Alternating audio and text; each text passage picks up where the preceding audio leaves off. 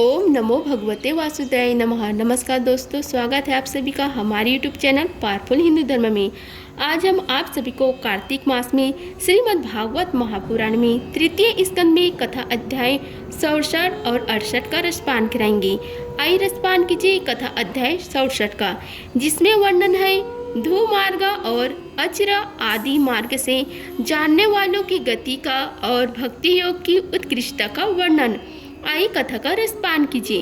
श्री कपिल देव जी कहते हैं कि हे माता जी, जो पुरुष घर में रहकर सकाम भाव से गृहस्थ के धर्मों का पालन करता है और उनके फल स्वरूप अर्थ एवं काप का उपभोग करके फिर उन्हीं का अनुष्ठान करता रहता है, वह तरह तरह की कामनाओं से मोहित रहने के कारण भागवत धर्मों से विमुख हो जाता है और यज्ञों द्वारा श्रद्धा पूर्वक देवता तथा पितरों की आराधना करता है।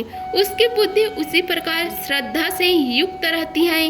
देवता और फिर पितर ही उसके उपास्य रहते हैं, अतः वह चंद्रलोक में जाकर उनके साथ सोमपान करता है और पूर्ण क्षीण हो जाने पर इसी लोक में लौट आता है।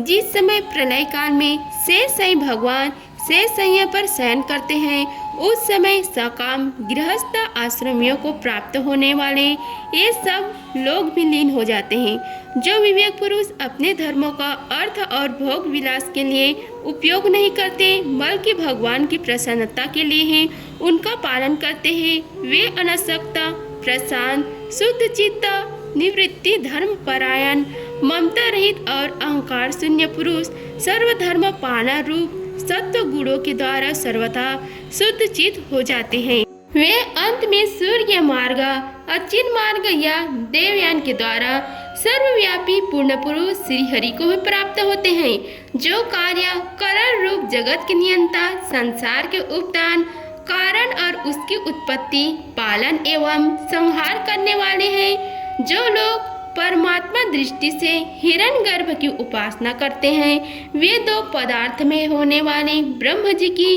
प्रलय पर्यंत उनके सत्य लोक में ही रहते हैं। जिस समय देवता आदि से श्रेष्ठ ब्रह्म जी अपने दिव्य अपराध काल के अधिकारों को भोगकर पृथ्वी, जल, अग्नि, वायु, आकाश, मन, इंद्रिया, उनके विषय, शब्द आदि और अहंकार आदि के सहित संपूर्ण विश्व का संहार करने की इच्छा से त्रिगुणात्मक प्रकृति के साथ एक रूप होकर निर्विशेष परमात्मा में लीन हो जाते हैं। उस समय प्राण और मन को जीते हुए वे विरक्ता योगी गण भी देह त्याग कर उन भगवान ब्रह्म जी में ही प्रवेश करते हैं और फिर उन्हीं के साथ परमा आनंद स्वरूप पुराण पुरुष पर ब्रह्म में लीन हो जाते हैं। इससे पहले वे भगवान में लीन नहीं हुए, क्योंकि अब तक उनमें अहंकार शेष था। इसलिए हे माता जी, अब तुम भी अत्यंत भक्ति भाव से उन श्री हरि की चरण शरण में जाओ। समस्त प्राणियों का हृदय कमल ही उनका मंदिर है और तुमने भी मुझसे उनका प्रभाव सुन लिया है।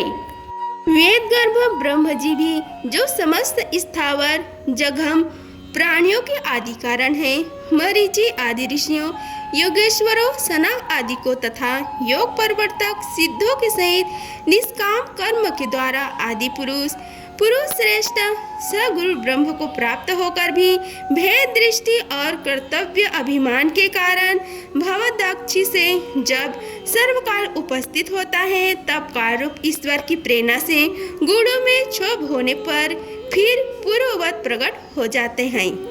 इसी प्रकार पूर्वोक्त ऋषिगण भी अपने अपने कर्म अनुसार ब्रह्मलोक के ऐश्वर्य को भोग कर भवा आदि दक्ष से गुणों में स्वच्छ हो जाने पर इस लोक में आ जाते हैं। जिनका चित्त इस लोक में अशक्त है और जो कर्मों में श्रद्धा रखते हैं, वे वेद वेह में कहे हुए काम्य और नित्य कर्मों का संगोपाक अनुष्ठान करने में ही लगे रहते हैं।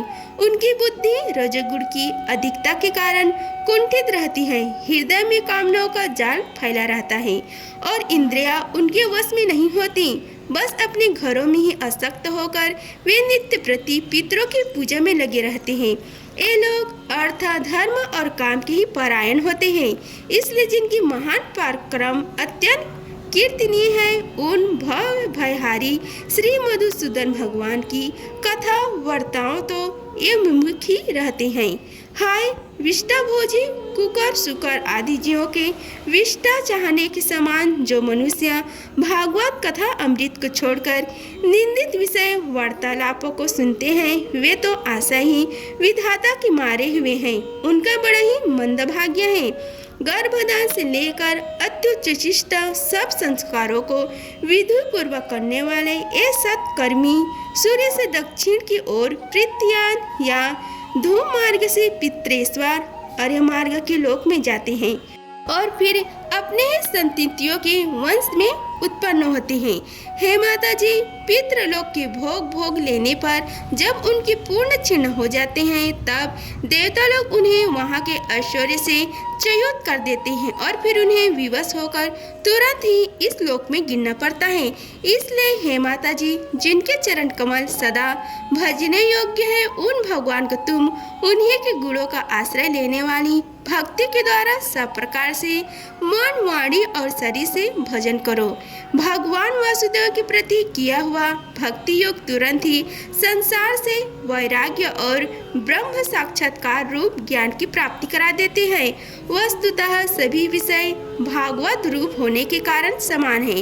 अतः जब इंद्रियों की वृत्तियों के द्वारा भी भागवत पद का चित्त उनके प्रिय अप्रिय रूप विषमता का अनुभव नहीं करता, सर्वत्र भगवान का ही दर्शन करता है, उसी समय वह संगार रहित सब में समान रूप से स्थित, त्याग और ग्रहण करने योग्य, दोष और गुणों से रहित, अपनी महिमा में अड़ूढ़ अपने आत्मा का ब्रह्म रूप से साक्षात्कार करता है। वही ज्ञान स्वरूप है, वही पर ब्रह्म है, वही परमात्मा है, वही ईश्वर है, वही पुरुष है, वही एक भगवान स्वयं जीव शरीर विषय इंद्रियों आदि अनेक रूपों में प्रतीत होता है। संपूर्ण संसार में आसक्ति का अभाव होना जाना बस यही योगियों की सब प्रकार के योग साधन का एकमात्र अभीष्ट फल है। ब्रह्म एक ही ज्ञान स्वरूप और निर्गुण है, तो भी वह ब्रह्म वृत्तियों वाली इंद्रियों के द्वारा भ्रांति व शब्द आदि धर्मों वाले विभिन्न पदार्थों के रूप में भास रहा है। जिस प्रकार एक ही पर ब्रह्म महातत्व वैकारिक राजस और तामस तीन प्रकार का अहंकार पंच महाभूत एवं 11 इंद्र रूप बन गया और फिर वही स्वयं प्रकाश इनके संयोग से जीव कहलाए, उसी प्रकार उस जीव का शरीर रूप यह ब्रह्मांड भी वस्तुतः ब्रह्म ही है, क्योंकि ब्रह्म से ही इसकी उत्पत्ति हुई है। किंतु इसे ब्रह्म रूप वही देख सकता है जो श्रद्धा भक्ति और वैराग्य तथा निरंतर के योग अभ्यास से द्वारा एकाग्रचित और असंग बुद्धि हो गया है। हे पूजनीय माता जी, मैंने तुम्हें यह ब्रह्म साक्षात्कार का साधारण रूप ज्ञान सुनाया है। इसके द्वारा प्रकृति और पुरुष के यथार्थ स्वरूप का बोध हो जाता है। हे देवी, निर्गुण ब्रह्म विषयक ज्ञान योग और मेरे प्रति किया हुआ भक्ति योग, इन दोनों का फल एक ही है, उसे ही भगवान कहते हैं। जिस प्रकार रूप रस एवं गंध आदि अनेक गुणों का आश्रयभूत एक ही पदार्थ भिन्न भिन्न इंद्रियों द्वारा विभिन्न रूप से अनुभूत होता है, वैसे शास्त्र के विभिन्न मार्ग द्वारा एक ही भगवान की अनेक प्रकार से अनुभूति होती है।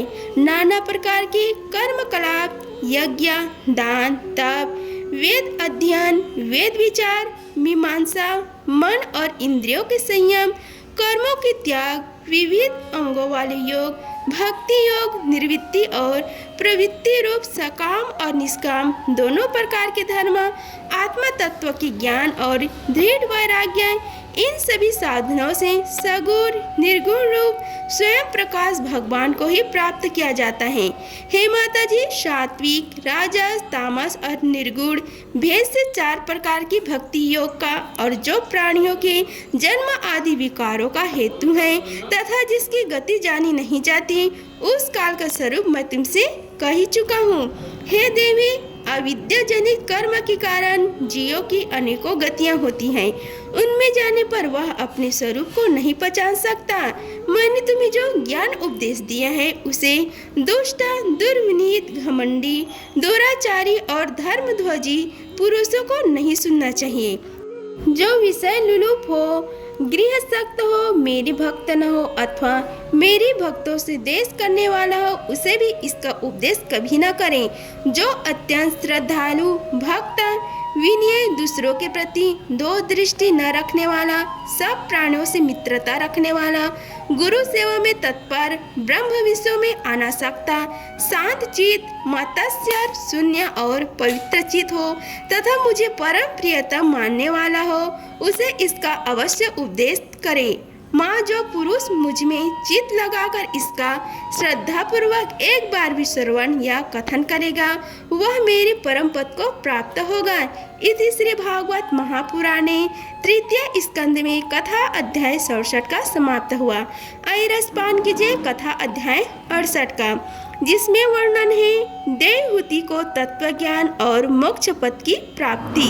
श्री मैत्रेय जी कहते हैं कि हे विदुर जी, श्री कपिल भगवान के ये वचन सुनकर कंदर्प जी की प्रिय पत्नी माता देवहूति की मोह का पर्दा फट गया और वे तत्व प्रतिपादक संख्या शास्त्र के ज्ञान की आधार भूमि भगवान श्री कपिल जी को प्रणाम करके उनकी स्तुति करने लगी। देवहूति जी ने कहा, हे कपिल जी, ब्रह्म जी आपकी ही नाभि कमल से प्रकट हुए थे। उन्होंने प्रलयकालीन जन्म में शयन करने वाले आपके पंचभूत, इंद्रिया, शब्द आदि विषय और मनोमय विग्रह का जो सत्व आदि गुणों के प्रभाव से युक्त सत्व स्वरूप और कार्य एवं कारण दोनों का बीज है, ध्यान ही किया था। आप निष्क्रिय, सत्य संकल्प, संपूर्ण जीव के प्रभु तथा सहस्त्र अचिंत शक्तियों से संपन्न हैं। अपनी शक्ति को गुण प्रभाव रूप से ब्रह्म आदि अत्यंत मूर्तियों में विभक्त करके उनके द्वारा आप स्वयं ही विश्व की रचना आदि करते हैं। हे नाथ, यह कैसी विचित्र बात है कि जिनके उदर में प्रलय काल आने पर यह सारा प्रपंच लीन हो जाता है और जो कल्पांत में मायामय बल का रूप धारण कर अपने चरण का अंगूठा चूसते हुए अकेले ही वट वृक्ष के पत्ते पर शयन करते हैं, उन्हीं आपको मैंने गर्भ में धारण किया है।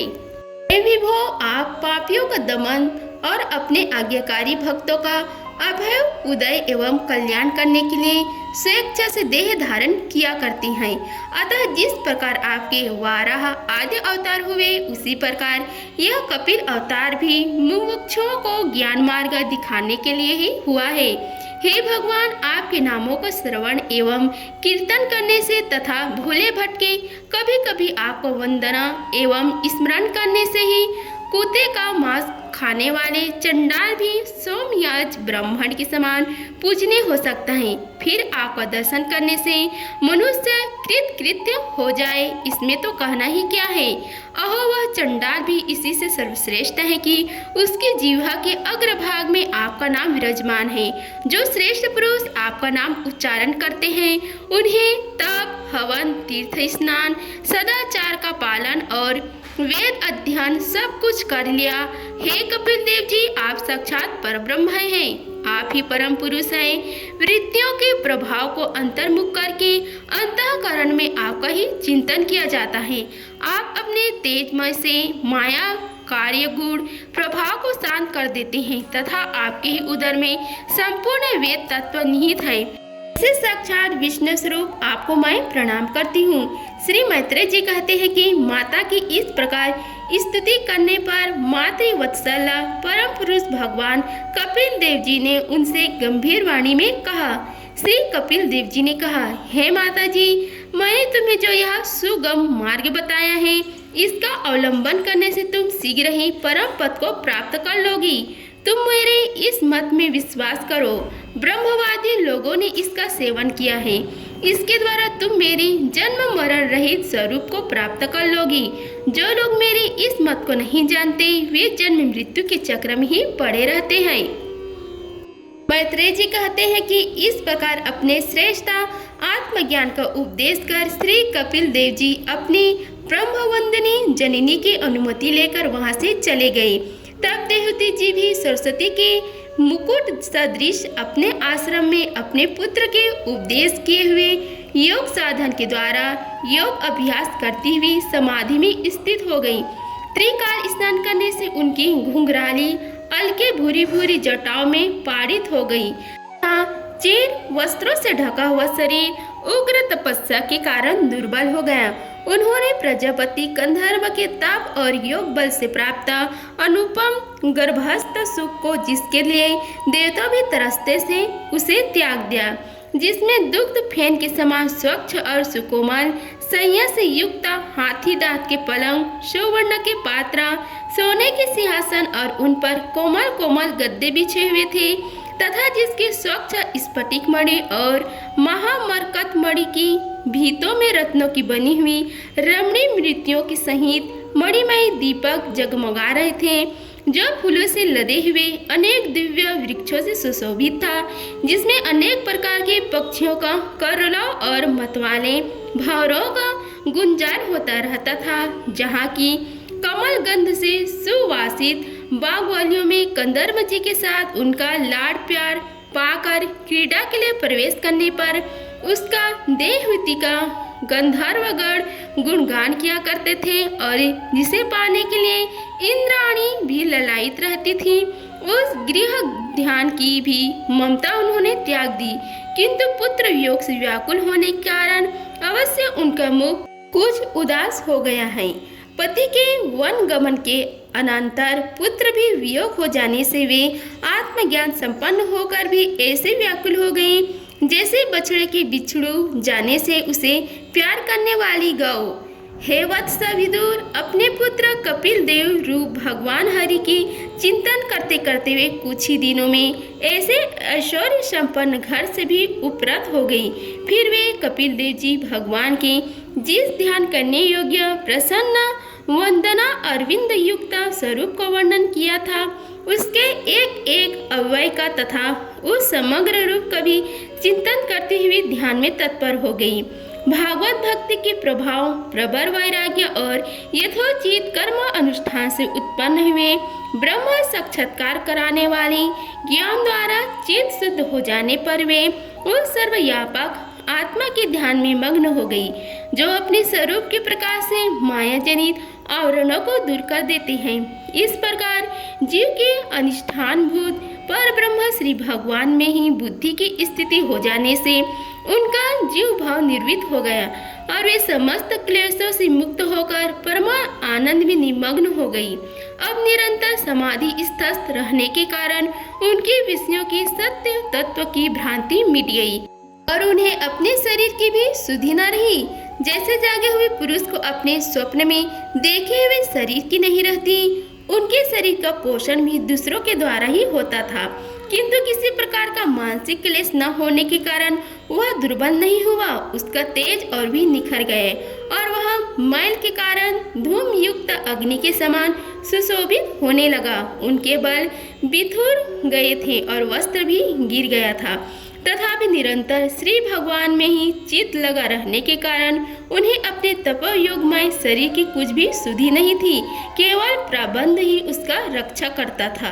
विदुर जी, इस प्रकार देवहूति जी ने कपिल देव जी के बताए हुए मार्ग द्वारा थोड़े ही समय में नित्य मुक्त परमानंद स्वरूप श्री भगवान को प्राप्त कर लिया। हे वीरवर, जिस स्थान पर उन्हें सिद्धि प्राप्त हुई थी वह परम पवित्र क्षेत्र त्रिलोक में सिद्धपद नाम से विख्यात हुआ।